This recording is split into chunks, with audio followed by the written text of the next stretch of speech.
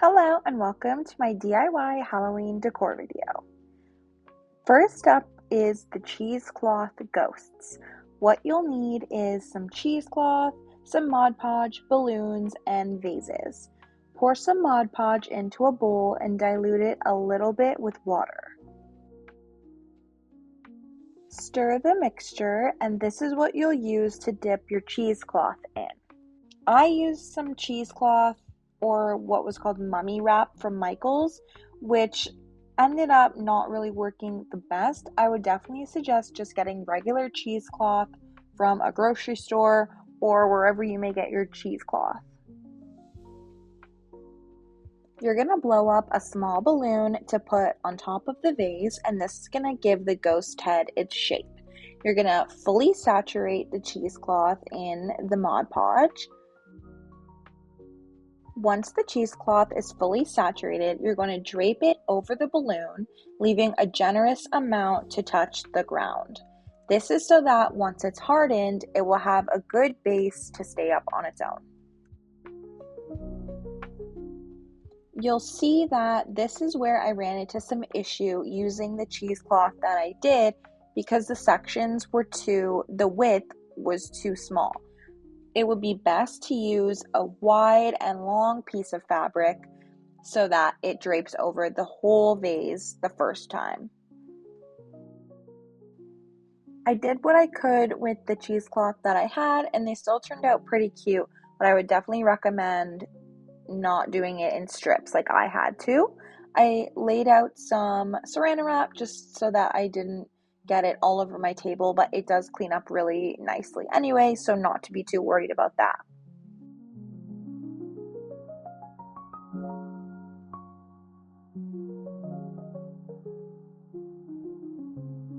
Okay, so it's been like 2 days, so I want to try to, this is like pretty hard now. Ew.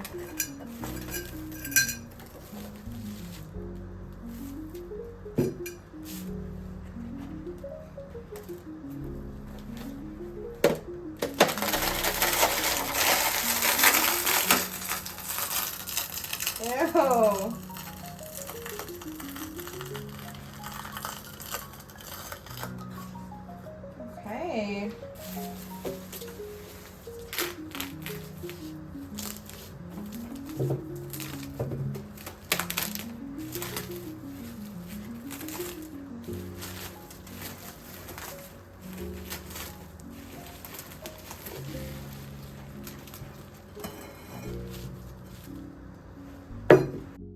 I ended up giving these cheesecloth ghosts to my mom because they were a bit too big for what I had wanted, and I just didn't film the ghosts, but those will be the ghosts that you see in the reveal, and I used the same cheesecloth from Michaels. So then I got this pack of felt fabric from the dollar store to cut out the eyes.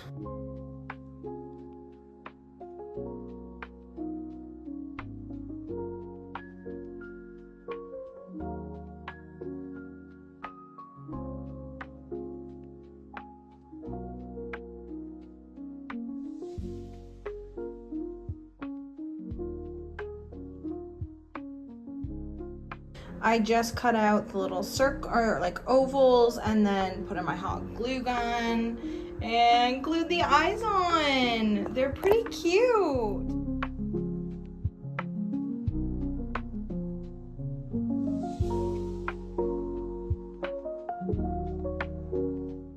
So the second DIY is a cauldron candle.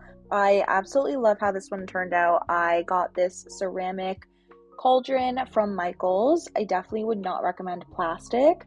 I had gotten a candle wax kit from Amazon, so it came with the popsicle sticks and the short whisks, and I just melted some of the wax. I had to do a few different sessions just because the candle was a lot bigger than I thought, so I basically had to keep melting wax. But I always think doing little bits at a time is better anyway, rather than having too much wax and then it hardening in this container. It might be a little bit difficult to get out. Whenever I melt wax, I do it on the stove. Typically, you would have a saucepan with some water. You would boil that, and then I got this candle making pitcher from Michaels a while ago, but I'm sure they still have it. And then you just pour the wax in there and then put that in the pan with the boiling water, and that is how you melt the wax. Then you just go ahead and pour the wax into your container and let it harden.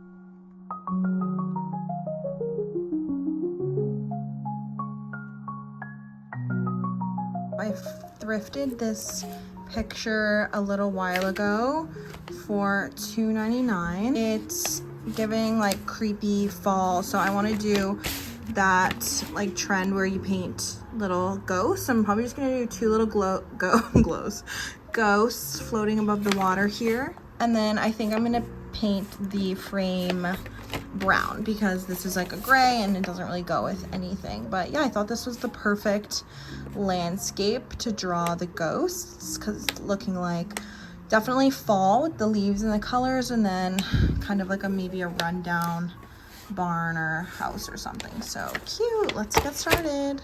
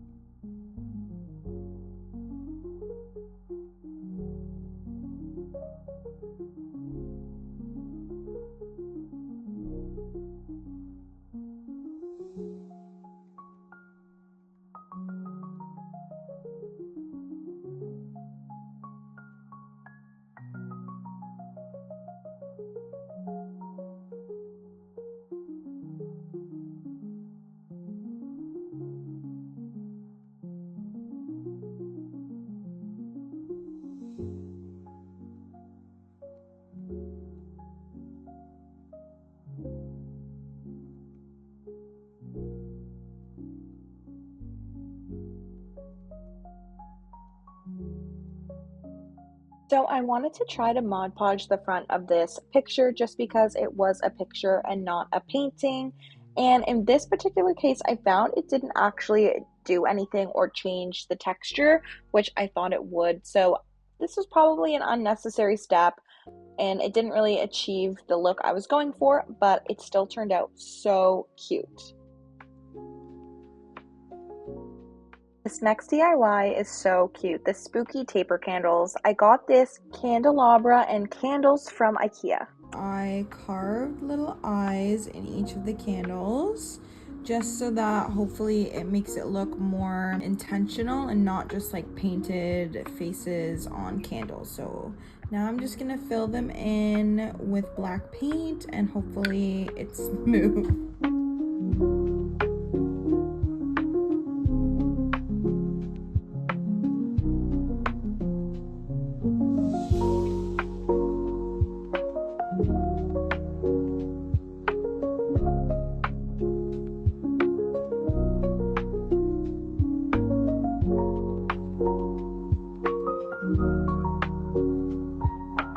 For the black taper candles, I wanted to attach these bat rings to them.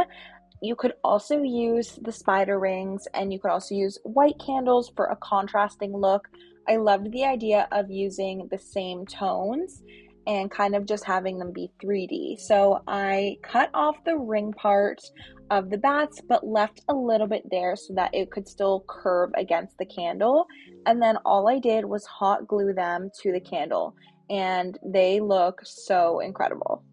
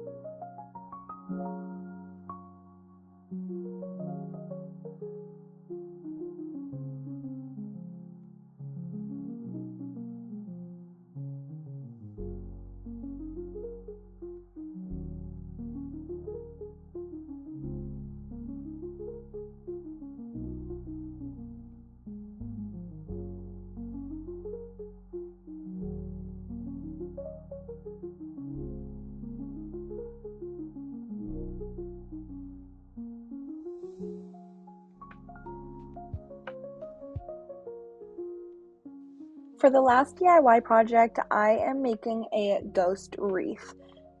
You could also do these by hand using cheesecloth, but in this case, I found a string light ghost garland, and I just removed the ghosts from the garland and hot glued them to the wreath. I got the wreath from Michaels, and again, you could totally DIY this even further by doing cheesecloth ghosts, and then it would look even closer to the wreath that I am obsessed with from Pottery Barn.